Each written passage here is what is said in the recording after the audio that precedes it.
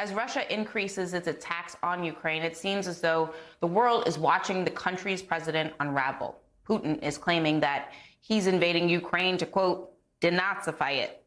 And who can forget the meetings Putin has held where the focal point has actually been an extremely long table, as you can see there, only then to outdo himself a few days later, holding another meeting at an even longer table. So strange. There are even reports that Putin fears being poisoned, so he's having people taste his food before he eats it. NBC has not independently confirmed this point.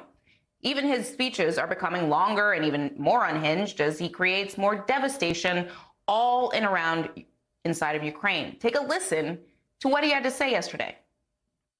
Но любой народ, а тем более российский народ, всегда сможет отличить истинных патриотов от подонков и предателей и просто выплюнет их, как случайно залетевшую в рот мушку, выплюнет на панель. Убежден, такое естественное и необходимое самоочищение общества только укрепит нашу страну. Here to discuss is Jeffrey Edmonds. He's the former director for Russia on the National Security Council and Ukrainian-American and Democratic strategist. Aaron Parnas is back with us. Jeffrey, I'll start with you. I mean, you saw a little clip there of Putin's comments. He's seeming unhinged over the course of the last couple of weeks, even more so than previously. What do you make of those comments yesterday?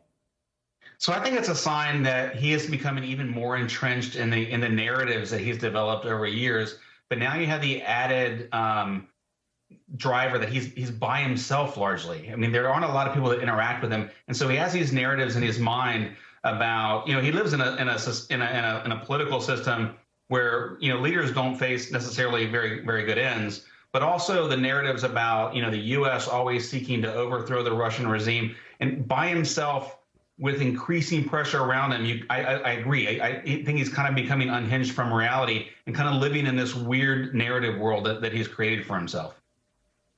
And Jeffrey, just a quick follow-up. You know, Fiona Hill of, you know, Democratic and Republican administrations, expert on Putin, wrote the biography on Putin. She's quoted as saying that she sort of has this picture in her head of him during the last few years of the pandemic in the attic of the Kremlin, like surrounded by dusty old maps. I mean, I don't know if that's actually true. She says it almost as a joke, but she's like, he sounds like he actually has been someone doing that. I mean, is that what you hear, him steeped in this history that is maybe like on Game of Thrones style maps that are, you know, shredded around the edges and brown? Right. So when you go back a number of years before COVID and other things, you know, the Russian leadership had certain complaints that, while a lot of them were based on false assumptions, there was a certain logic to them, right? But like over the last year, you saw him write this really long article about Ukraine and going back thousands of years and about Russian history that's all really kind of jumbled together and doesn't make a lot of sense. And so I agree with Fiona. I think that, you know, very much he's been isolated. Has this kind of sense of historic importance, whether, you know, obviously misplaced, where he thinks he's delivering Russia from some kind of state of humiliation after the end of the Cold War. Only what he's doing now is delivering them back into a state of humiliation once again. And Aaron, I mean, he definitely sounds like somebody who's, you know, operating with his own set of facts. Let's just say that. I mean, how do you think we got here to the point where he's calling people scum?